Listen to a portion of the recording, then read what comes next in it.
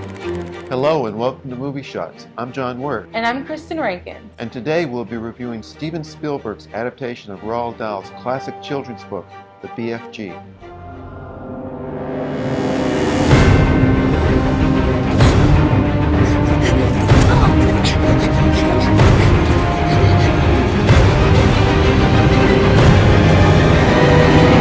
First of all, let me start by saying that this is a delumptious film. You say delumptious? Work with me, John. Steven Spielberg's The BFG is about a 10-year-old orphan named Sophie, played by Ruby Barnhill, whose heart's call is answered by a big friendly giant. Also known as the BFG, who is voiced by Mark Rylance, the big friendly giant is the run of his litter. His brothers, who include the blood bottler, the flesh lump eater, the bone cruncher, and the chow chewer, aren't quite so nice. These other giants go hunting at night, and little boys and girls are on the menu.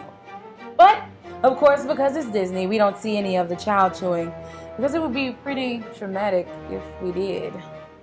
Dahl said The BFG, which was published the same year as E.T. debuted in theaters, is probably his favorite among his own stories. There's another link between the BFG and E.T. BFG screenwriter Melissa Mathison, who died in November, also wrote Spielberg's E.T.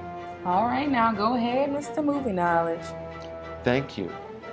You know, after the screening of this movie, I heard some grumbling, Kristen, that the narrative stops. But there's good reason for this. Even though the BFG may seem slow and old-fashioned to modern audiences, Spielberg is doing classic Walt Disney-style storytelling. The film has that vintage Disney tone and atmosphere. It's behind you on your elbow! No, not that elbow, the other one! The BFG expertly blends fun, darkness, and poignancy. In Sophie and the BFG form, the movie's soul. I was not grumbling, John. This movie gets off to a really fast start, and then all of a sudden it slows down. I was looking for the purpose through the whole movie, and it came near the end. I would have enjoyed the movie much more had the plot developed towards the middle, taking me on a roller coaster ride of emotions. But this is not a deal breaker. I still love the movie, especially the BFG.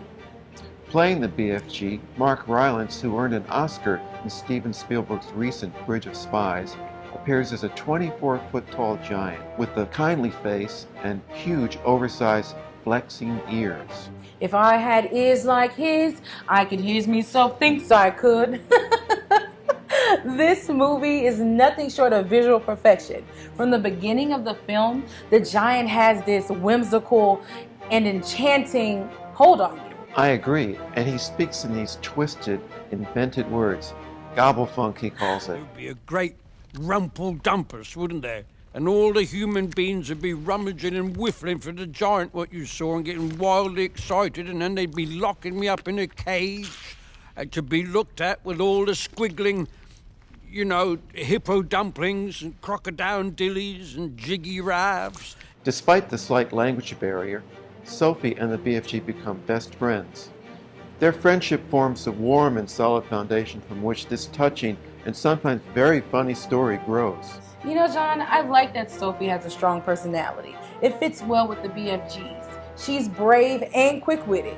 This story is about embracing what we have in common versus focusing on what makes us different. No matter how different the lives we lead, there's still things that we can learn from each other. Like how to be brave and that dreams can be real. This movie is a hit. In this 100th anniversary year of Dahl's birth, the combination of his distinctive writing and Spielberg's cinematic storytelling becomes a testament to the both of them. This film is a hit for me as well, Kristen. And do you guys agree? Is the BFG a hit? Or is it a bunch of gobblefunk? Go to Facebook and tell us what you think. Well, that's our show for today. Join us next week when we review The Secret Life of Pets. Special thanks to Electronic Media Gulf Coast for getting us out to the masses. And to the Gonzales Weekly Citizen for welcoming us to their online family. I'm John Wirt. And I'm Kristen Rankin. And you've just had another Movie Shot. Have a hopscotchy day. Whoopsie splunkers. That was awesome. What about Rumpeldumpus?